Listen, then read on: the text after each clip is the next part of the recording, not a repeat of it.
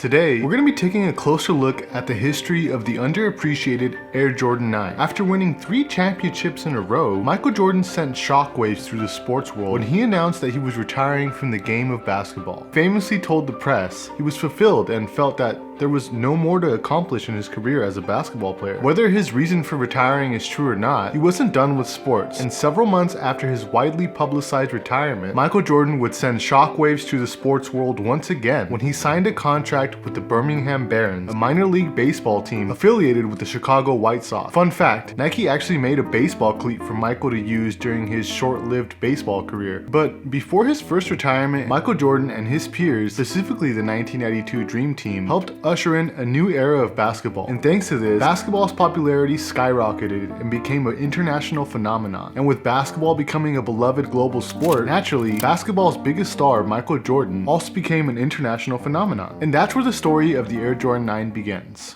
The Air Jordan 9 represented the globalization of the Air Jordan brand name. Everybody around the world wanted to be like Mike. Take a close look at the soles of the shoe. We designed the different languages around the world that describe the sporting spirit of Michael Jordan and what it has done for the world of sports. Tinker Hatfield. During the 1992 Olympic Games, a dream team led by NBA stars Michael Jordan, Magic Johnson, and Larry Bird electrified basketball on a global stage. In the wake of the Barcelona Games, where the United States won all of its games by huge margins, National Basketball federations overseas rode the wave of basketball's rekindled popularity among kids who now aspired to play in the world's elite championship. They improved homegrown hoops training, drills, and techniques, often aided by US-born and NBA clinics. Growth of satellite television and video recording technology, as well as the internet, expanded the ability of coaches and players to watch NBA games and study the moves and styles that were exhibited on North American basketball courts. Air Jordan also rode this wave, and when it came time to design the Air Jordan 9, Tinker Hatfield and Mark Smith took this newfound international stardom into consideration. When the Air Jordan 9 released in November of 1993, Michael Jordan was nowhere near a basketball court. In fact, Michael Jordan didn't even grace a basketball court in a pair of Jordan 9s until he was playing for the Washington Wizards in the early 2000s. Fun fact, though he didn't play in the Jordan 9 as a member of the Chicago Bulls, the sneakers are featured on the statue outside the United Center that the Bulls erected for him when he first retired. The Air Jordan 9 released in 4 original colorways, the OG white, black, true red pair, and a year later, the powder blue 9s, the charcoals, and my personal favorite, the olive Air Jordan 9. The design for the shoe is almost boot-like at first glance, a much sleeker looking silhouette compared to its predecessor,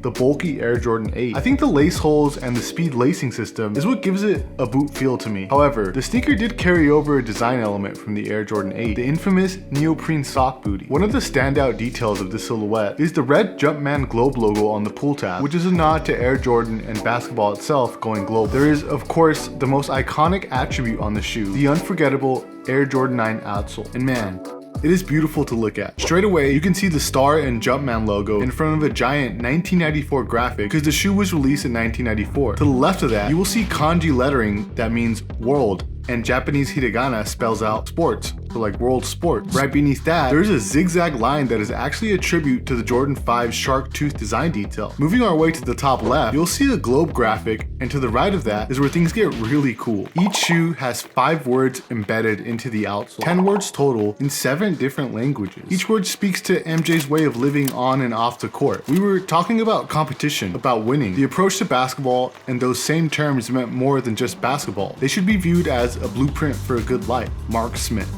Let's go through every word one by one. Also, if you're enjoying this video, subscribe to the channel. Right shoe, dede, which means dedicated for French. Forza, which means force in Spanish. Intenso, which means intense in Italian, obviously. Liberte, which means freedom in French. And mutig, which means graceful in German. All right, let's move over to the left shoe.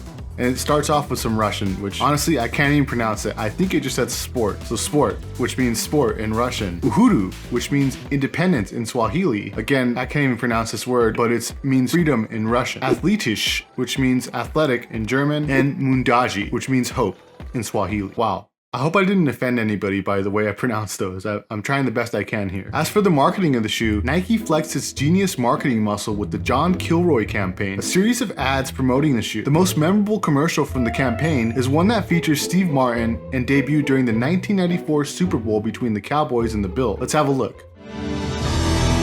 Good evening, America. I'm Steve Martin. A few months ago, the world was shocked by Michael Jordan's retirement. It's time for me to move away from the game of basketball. 3 weeks later, I received a mysterious package from a fan of the Billings Bandits. Dear Steve, this guy Motorboat Jones looks a lot like Michael Jordan. When I spoke of this on a national talk show, At first I think it's just another kook, but then I realized it actually could be Michael Jordan. the floodgates opened. Incredible stories of exceptional basketball players, players who all uncannily resembled Michael Jordan. Then, this audio tape turned up.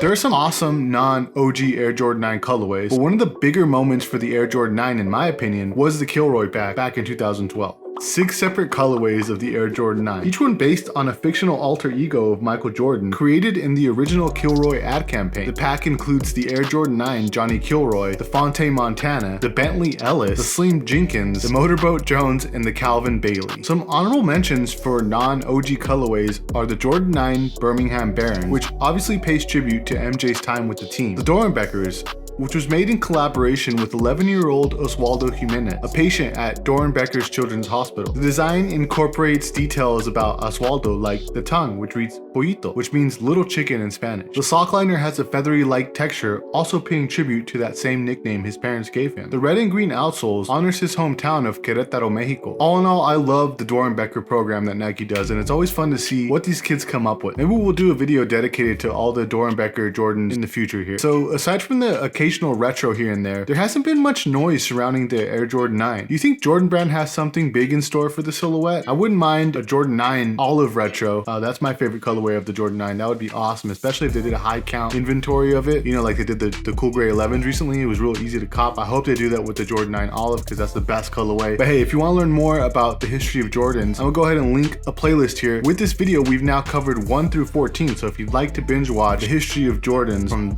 the Jordan 1, Jordan 2, all the way to the 14. Here's a playlist. We're really proud of it. Go ahead and click on it, enjoy it, and I will see you over in those videos. Thank you so much for watching. Click on that playlist, and I will see you over in those videos. Peace.